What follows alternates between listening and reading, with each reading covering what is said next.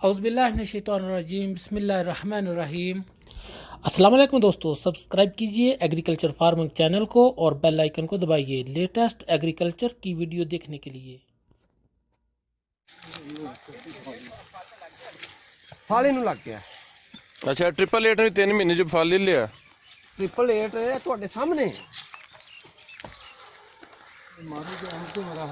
March ਦੇ ਆਪਣਾ ਨਾ 20 22 25 ਤੇ ਇੱਥੇ ਇੱਕ ਸ਼ਿਫਟ ਕੀਤਾ ਗਿਆ। ਹਾਂਜੀ ਚੀਮਾ ਸਰ ਪਨੀਰੀ ਜਿਹੜੀ ਹੈ ਤਕਰੀਬਨ 2-2.5 ਮਹੀਨਿਆਂ ਦੀ ਹੋ ਗਈ ਸੀ।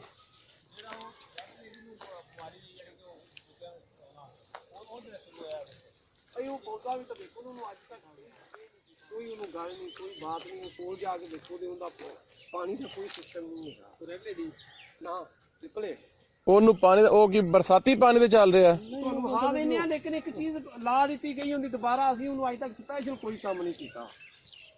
ਜਿਵੇਂ ਕੋਈ ਤਰੇਕ ਲੱਗ ਜਾਏ ਤੇ ਅੱਲਾ ਦਾ ਸਪੁਰਦ, ਉਹ ਅਸੀਂ ਲਾ ਕੇ ਤੇ ਅਸੀਂ ਭੁੱਲ ਗਏ ਸਾਂ। ਬੜੀ ਗੱਲ ਹੈ ਭੈਣ। ਜ਼ਿਆਦਾ ਜਗ੍ਹਾ ਤੇ ਖਿਲਾਰੇ ਤੇ ਸੀ ਉਹ ਤਰਬੂਜ ਲਾਏ ਸਨ ਜੀ, ਇਹ ਤਰਬੂਜ ਲਾਏ ਸੀ ਬਾਈ ਸੀ ਮੇਰੇ ਕੋਲ ਜ਼ਿਆਦਾ ਜਗ੍ਹਾ ਤੇ।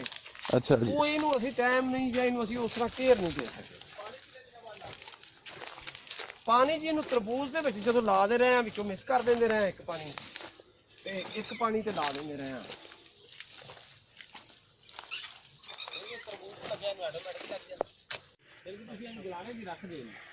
ਇਹ ਦੇਖੋ ਨਾ, ਇਹ ਪੌਦੇ ਲੱਗੇ ਹੋਏ ਨੇ। ਪਹਿਲੀ ਨਹੀਂ ਅਗਰ ਬਾਰਿਸ਼ ਜ਼ਿਆਦਾ ਹੋਵੇ ਪਾਣੀ ਦਾ ਵੀ ਥੱਲੇ ਪਾਣੀ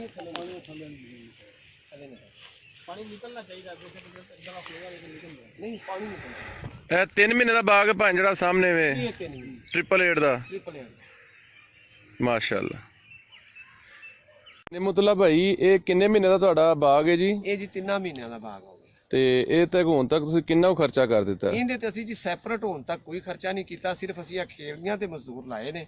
ਅੱਛਾ, ਇਹਦੇ ਤੋਂ ਇਲਾਵਾ ਇਹਨੂੰ ਜਾਂ ਗ੍ਰਾਮੋਕਸੂਨ ਉੱਪਰਲੇ ਕਿਆਰੇ ਚ ਕੀਤੀ ਹੈ। ਇਹ ਗ੍ਰਾਮਕ ਸਕੂਨ ਕੀ ਬੁਲਾ ਹੈ? ਇਹ ਗੰਦ ਸਾੜਨ ਵਾਲੀ ਹੋਈ। ਅੱਛਾ, ਜੜੀ ਬੂਟੀ ਮਾਰ ਤੇ ਕੋਈ ਖਾਦ ਪਾਈ ਹੋਏ ਜਾਂ ਕੋਈ ਫੰਜੀਸਾਈਡ? ਇਸ ਕਿਆਰੇ ਨੂੰ ਪਹਿਲੀ ਵਾਰੀ ਕੱਲ ਅਸੀਂ 10 ਕਿਲੋ ਡੀਏਪੀ ਪਾਈ ਹੈ।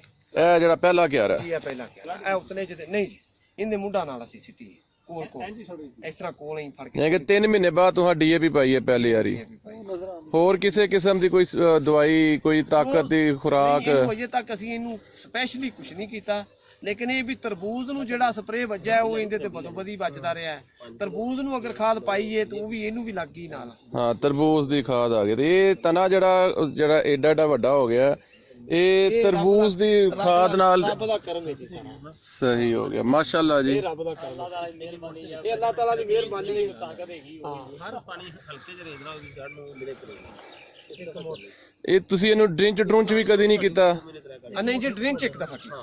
ਡਰਿੰਚ ਤੁਸੀਂ ਕੀ ਕੀਤਾ ਇਹਨੂੰ? ਡਰਿੰਚ ਇਹਨੂੰ ਜੀ ਆਪਣਾ ਫੀਚਰ ਪਲੱਸ ਦਵਾਈ ਸੀ। ਉਹ ਕਿਹੜੀ ਦਵਾਈ? ਕੈਂਜ਼ੋ ਦੀ। ਉਹ ਕਿਸ ਚੀਜ਼ ਮਕਸਦ ਵਾਸਤੇ ਹੁੰਦੀ ਉਹ ਹੈ? ਇਹਦੀ ਜੜ ਵਾਸਤੇ ਵੀ ਜੜ ਨੂੰ ਕੋਈ ਮਸਲਾ ਨਾ ਬਣੇ। ਉਹ ਇੱਕ ਦਫਾ ਸੀ, ਉਹ ਵੀ ਫੰਜੀਸਾਈਡ ਹੀ ਇਹਦਾ ਮਤਲਬ? ਫੰਜੀਸਾਈਡ ਛੋਟੇ ਪੌਦੇ ਨੂੰ ਡਰਿੰਚ ਕੀਤੀ ਸੀ। ਕਿੰਨਾ ਪੌਦਾ ਜਦੋਂ ਕੀਤੀ ਸੀ? ਉਹ ਪੌਦਾ ਹੈਗਾ ਸੀ ਤਕਰੀਬਨ ਫੁੱਟ ਦਾ। ਤੇ ਉਮਰ ਦੱਸੋ, ਮਹੀਨੇ ਦੀ ਸੀ ਕੋਈ 15 ਦਿਨ ਦੀ ਸੀ? 1 ਮਹੀਨਾ ਹੋਵੇਗਾ। ਸਹੀ, 1 ਮਹੀਨਾ। ਵੈਰੀ ਤੇ ਗੁੱਡ। ਇਹਨੂੰ ਅਗਰ ਤੁਸੀਂ ਸੋਕੇ ਵਾਸਤੇ ਪਾਉਣਾ ਹੋਵੇ ਨਾ, ਜਾਂ ਇਹਦੀ ਜੜ ਵਾਸਤੇ ਪਾਉਣਾ ਹੋਵੇ, ਹਾਂਜੀ, ਰੋਸ਼ਨ ਖਰਾਬ ਦੀ ਇੱਕ ਦਵਾਈ ਹੈ ਬਾਇਓਮੈਜਿਕ, ਉਹਦੇ ਲਾਜਵਾਬ ਰਿਜ਼ਲਟ।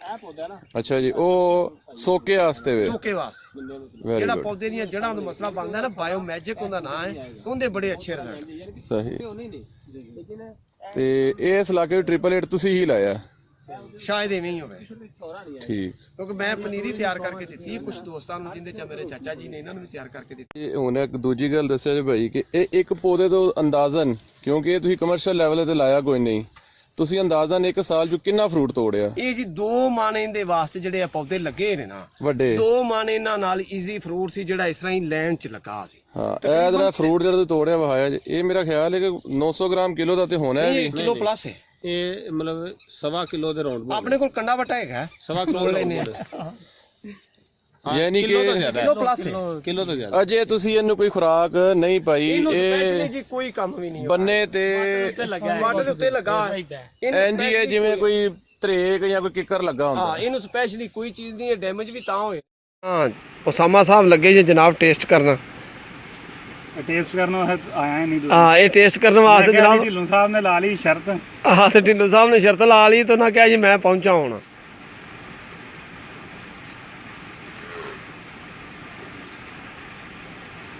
ਇਹ ਉਹਨਾਂ ਦੇ ਖਾਣ ਤੋਂ ਹੀ ਹਿਸਾਬ ਲਾ ਲਓ।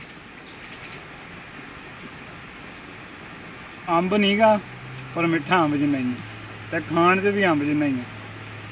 ਜਾਂ ਅੰਬ ਸਮਝ ਲਓ तो यहाँ मीठा खरबूजा समझ लो, दोवें इको जी। इन्होंने हमने कहा कि ठीक है जी हम चलते हैं, बाकी हमने कुछ पपीते लिए हुए थे तो हम जाके टेस्ट करेंगे। मैंने कहा नहीं, ये आपने यहीं पे टेस्ट करने हैं। तो उसके बाद इन्होंने फिर ये दूसरा पपीता काटा है और हैट्स ऑफ। मुझे इसके अलावा पपीते के लिए मेरे पास और लफ्ज़ नहीं है कि मैं क्या बोलूँ।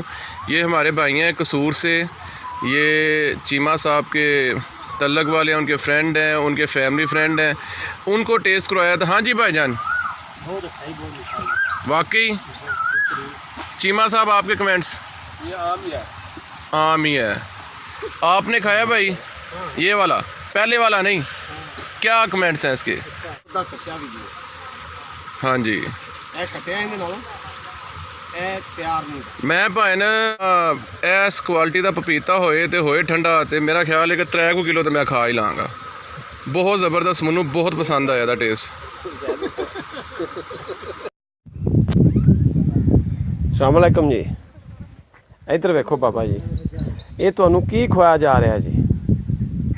इनका की नाम है पता जे? पपीता। पपीता। अच्छा इधर मेरे वाले वेखो ना, तो इनका जायका किस तरह का? अंब वर्गा। अंब वर्गा। पहले भी कभी खादा है कितों लैके कि नहीं? नहीं पहले खादा ही नहीं अज तक। बाग बागा पहले बग बगा होंदा है। इनका टेस्ट अंब वर्गा है जी। Very good. अच्छा जी, ਇਹ ਇੱਕ ਹੋਰ ਭਾਈ ਨੇ ਜੀ, ਅਸੀਂ ਇਹਨਾਂ ਨੂੰ ਖਵਾਣੇ ਆ ਜੀ। ਇਹ ਤੁਸੀਂ ਆਪਣਾ ਭਾਈਜਾਨ ਪਪੀਤਾ ਖਾਣ ਲੱਗੇ ਹੋ? हाँ जी भाई केला भी खाने लगे। ਚਲੋ ਇਹਨੂੰ ਜ਼ਰਾ ਖਾ ਕੇ ਦੱਸੋ ਵੀ ਇਹਦਾ ਟੇਸਟ ਕਿਸ ਤਰ੍ਹਾਂ ਦਾ ਹੈ।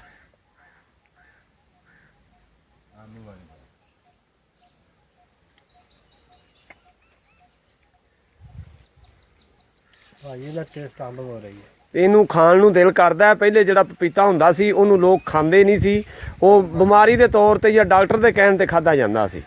ਇਹਨੂੰ ਮੇਰਾ ਮਤਲਬ ਇਹ ਦੁਬਾਰਾ ਖਾਣ ਨੂੰ ਦਿਲ ਕਰਦਾ ਹੈ ਜੀ। ਨਹੀਂ ਜੀ ਨਹੀਂ, ਗੱਲ ਸੀਰੀਅਸ ਕਰੋ। ਇਹਦਾ ਕਿਸ ਤਰ੍ਹਾਂ ਦਾ ਜ਼ਾਇਕਾ? ਅੰਬ ਵਾਲਾ ਜ਼ਾਇਕਾ ਹੈ ਤੇ ਇਹ ਜਿਵੇਂ ਮਿੱਠਾ ਹੈ ਪਪੀਤਾ, ਇਹਦੇ ਖਾਣ ਨੂੰ ਦਿਲ ਕਰਦਾ ਬੰਦੇ ਦਾ।